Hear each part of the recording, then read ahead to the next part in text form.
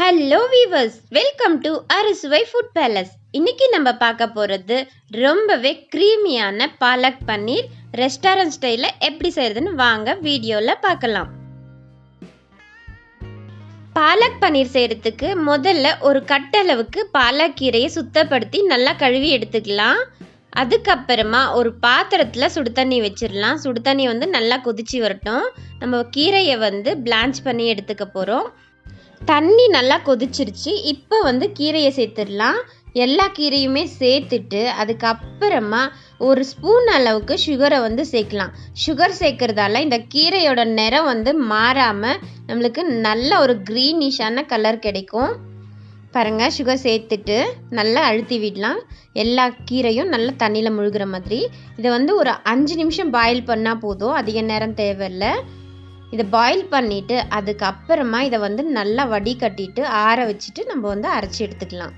5 நிமிஷம் ஆயிடுச்சு. இப்போ இந்த கீரையை வடிகட்டிட்டு ரன்னிங் வாட்டரில் வாஷ் பண்ணிவிட்டு நம்ம நைஸாக அரைச்சி எடுத்துக்கலாம்.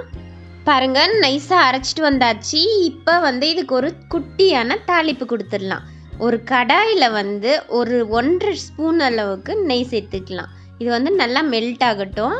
அதுக்கப்புறமா ஒரு டீஸ்பூன் அளவுக்கு சீரகத்தை நம்ம சேர்த்துக்கலாம். அதுக்கப்புறமா ஒரு 10 போல் பூண்டை குட்டி குட்டி பீஸாக கட் பண்ணிவிட்டு இதை இந்த நெய்யில் சேர்த்துடலாம். இந்த சீரகமும் பூண்டும் சேரும் போது இந்த நெய்யோட அரோமா சொல்லவே முடியாது, அவ்வளோ சூப்பராக இருக்கும்.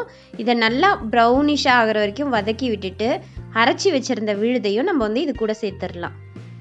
இது ஒரு சூப்பரான ஒரு ஃப்ளேவரை கொடுக்கும். ரொம்பவே செம்மையாக இருக்கும் இந்த ஃப்ளேவரு.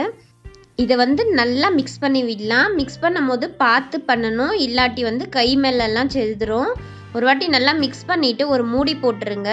அப்போ தான் நம்மளுக்கு கிச்சன் கவுண்டரெல்லாம் அழுக்காகாமல் இருக்கும்.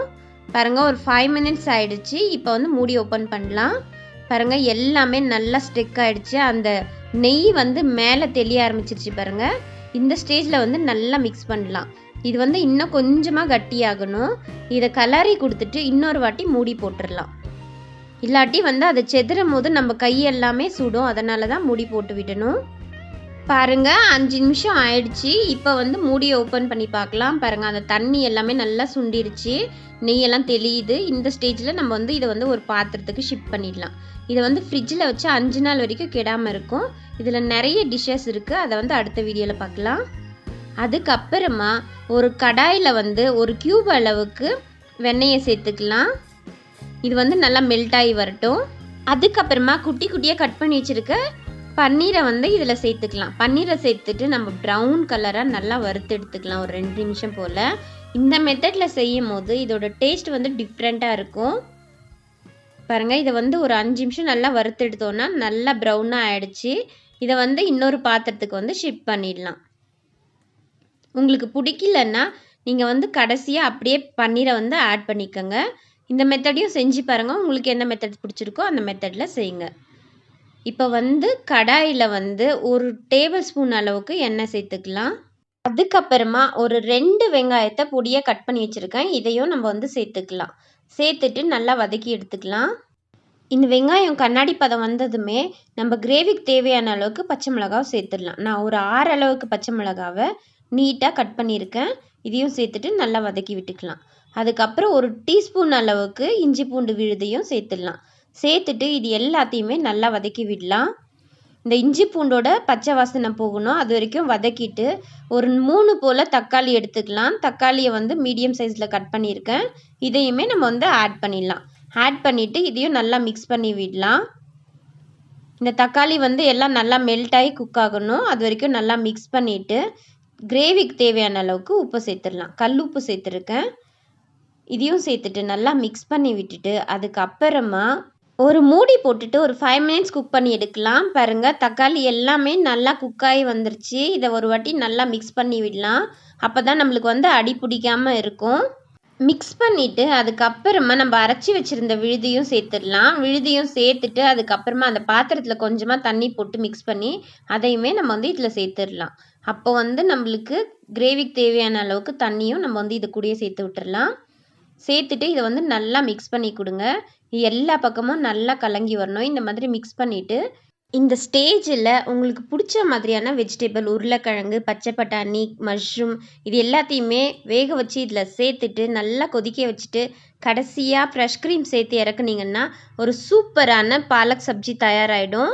அப்படி இல்லைனாலும் இந்த கிரேவி அப்படியே கட்டியானதுக்கு அப்புறமாவும் நீங்கள் வந்து ஃப்ரெஷ் க்ரீம் சேர்த்து தோசைக்கெல்லாம் பரிமாறலாம், செம்மையாக இருக்கும்.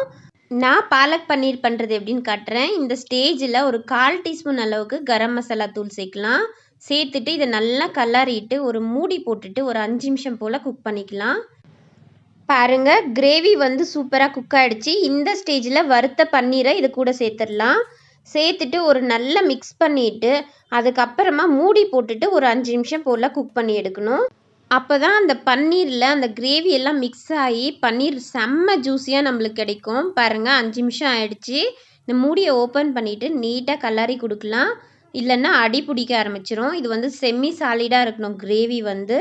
அப்படியே வந்து கிரேவியை சாப்பிடவும் செம்ம டேஸ்ட்டாக இருக்கும். உங்களுக்கு வேணும்னா பூரி கூட, சப்பாத்தி கூட, தோசை கூட எல்லாமே செம்மையான ஒரு காம்பினேஷனாக இருக்கும்.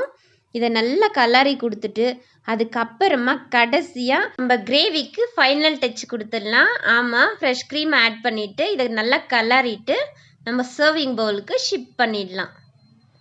பாருங்களேன், நம்மளோட பாலக் பன்னீர் செம்மையாக தயாராகிடுச்சு. அந்த கலர் பாருங்களேன் எவ்வளோ லுக்காக இருக்குன்னு சொல்லிட்டு. மேலே கொஞ்சம் ஃப்ரெஷ் க்ரீம் ஆட் பண்ணிட்டு அப்படியே ஒரு குட்டியாக பட்டரையும் கட் பண்ணி வச்சுட்டு சர்வ் பண்ணோன்னா இதை விட டேஸ்ட் வேறு எங்கெங்கே கிடைக்கும். ட்ரை பண்ணி பாருங்கள். ட்ரை பண்ணிவிட்டு உங்களுக்கு பிடிச்சிருக்கான்ட்டு கமெண்ட்டில் சொல்லுங்கள். இந்த வீடியோ உங்களுக்கு பிடிச்சிருந்தா லைக் பண்ணுங்கள், ஷேர் பண்ணுங்கள். அண்ட் மறக்காமல் அறுசுவை ஃபுட் பேலஸுக்கு சப்ஸ்கிரைப் பண்ணுங்கள். அறுசுவை மனதில் நிலைக்கட்டும்.